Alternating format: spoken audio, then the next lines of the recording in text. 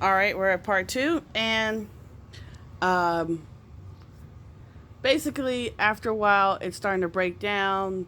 People are trying to explain to the President Arnold that it's not working for them, and then finally, he's like, "Oh, I'm gonna feel insulted. I'm about to leave," and so he steps up to the plate and he's trying to explain that the calculations are wrong, the EPA thing that you gave us is wrong, and he has a thing where he has bottles of dust, and out of nowhere, while he's trying to search, because he has a thing about has a twitch with his foot, that he busts open the thing of dust, and it's on camera, and he's so insulted, and he walks off, and everybody's like, oh, he's gonna get fired, and he's convinced he's gonna get fired, and then the video makes it look like they're strong and everything's fine, and so at first it's like, okay, that's fine, that's good, and then the president's like, it makes us look strong and stuff, but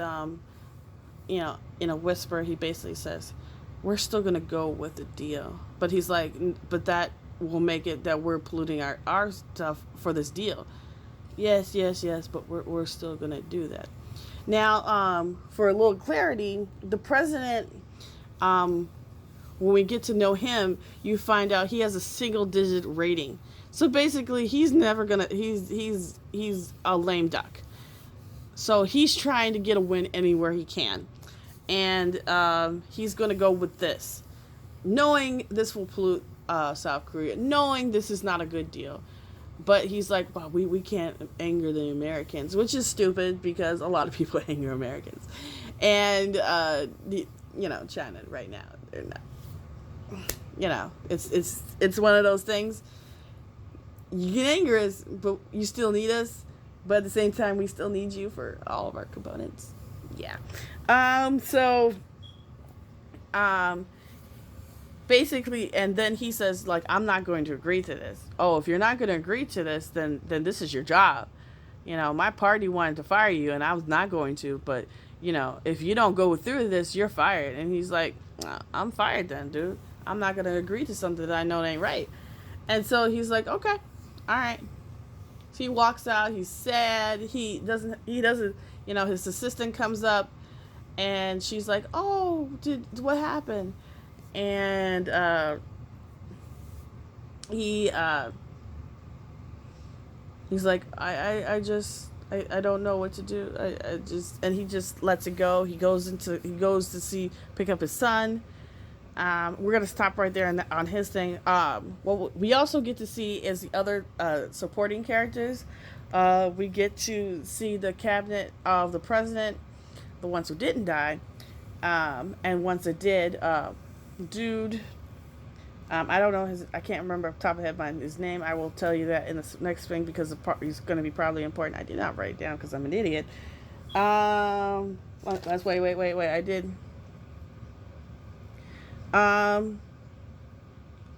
You get a sense. You get the secretary Jung Soo Jung. She stands up for him. That's her name. You get to know everyone there. You do also get to meet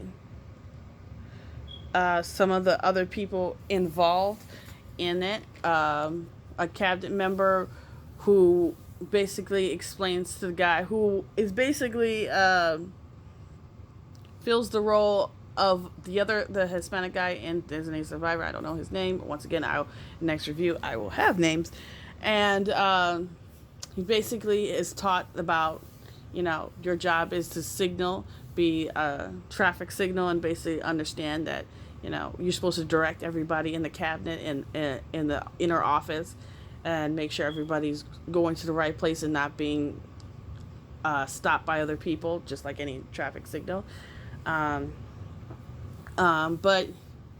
and you get to meet a lot of different people. It's a lot of character moments where you get to understand why people, a lot of motivations and why they feel a certain white boy, and also the sadness. And they do There is a moments where it gets kind of slow, where they show about the flowers, which I understand. You had to see the people mourning, but it was like it was one of those moments where they could have cut it. They really could have cut it. Um, let's move on. We get to the explosion. Because we've gotten to that point. He is searching for his daughter.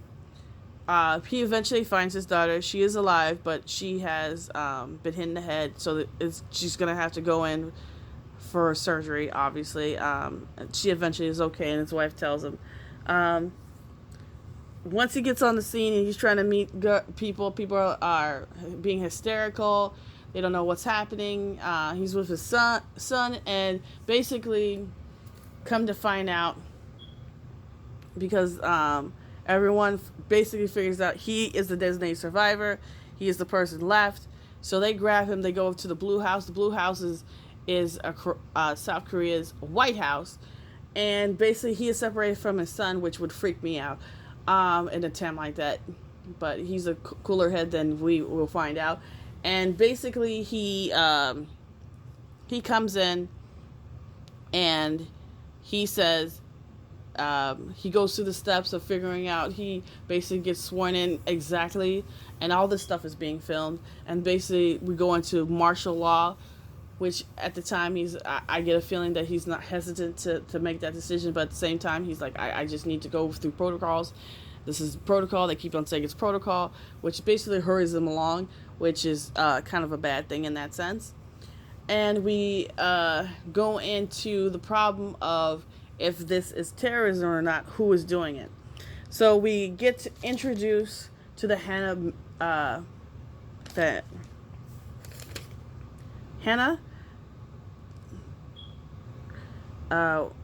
character, which is by the character's name is Hannah Nangon from the NIS Terrorism Task Force, and her friend Jun Hon Mo from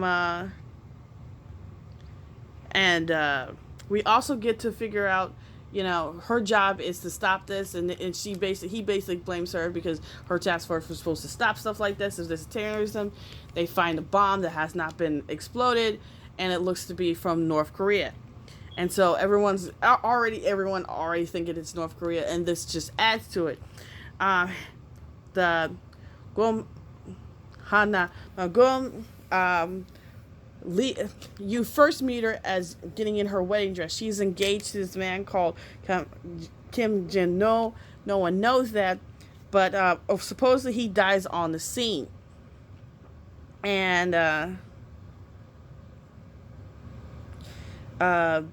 you come to find out through the next episode, because each episode basically, the first two episodes are basically the first day, because they go by, each episode is a day or 2 days, depending on, I don't know the third episode's going to be.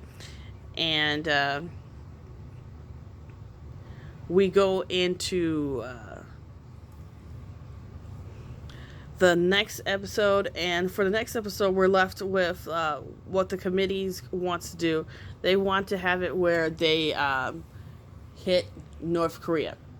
Now they don't know for sure if North Korea did. North Korea is radio silent, so they don't know what to do. They find out that a submarine is in their waters. They assume that they're going to attack South Korea. They need to go to DEFCON. And now the United States is involved, and they're like, we want to go to DEFCON too. We want to, and with that, the coalition takes control of South Korea. So basically, he's not even acting president. It's just a coalition. The coalition is heavily done by Americans, and so basically Americans take control of the situation. And everybody, their generals, wants him to do that, but he's very uncomfortable. He doesn't feel like this is the right thing to do. He finds out from a person who is from North Korea that everybody fishes, and it's weird that there's nobody fishing, even and then he finds out that there's mercury